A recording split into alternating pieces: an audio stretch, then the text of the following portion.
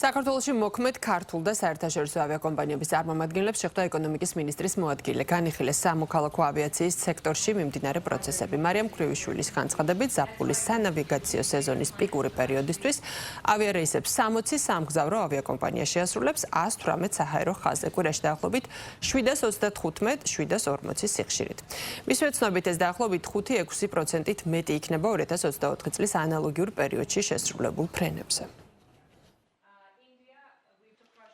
საუბრისას ძალიან მნიშვნელოვანი იყო ავიაკომპანიების უკავშირი, მათ შორის იმის ხაზგასმა, რომ მიმდინარე წელი განსაკუთრებით წარმატებულია, აღინიშნება განსაკუთრებული ზრდა ჯავშნებში, ისევე როგორც ავიაკომპანიების დატვირთულობაში, რაც ცალსახად გამომდინარეობს საერთაშორისო ვიზიტორების ინტერესის ზრდიდან. ჩვენ ძალიან კმაყოფილები ვართ ამ სეზონით, რადგან გასული და მიმდინარე წლის განმავლობაში ვზრდით ჩვენს რეისებს. ჯამში ამ სეზონზე საქართველოში 900,000-ზე მეტი ადამიანის გადაყვანას შევძლებთ. ბაზარზე მოთხოვნა იზრდება. გასულ წელს საქართველოში ტურისტები 121 ქვეყნიდან ჩამოვიყვანეთ და იმედია ამ რიცხვს და ჩვენს წვლილს საქართველოს ეკონომიკაში გავზრდით.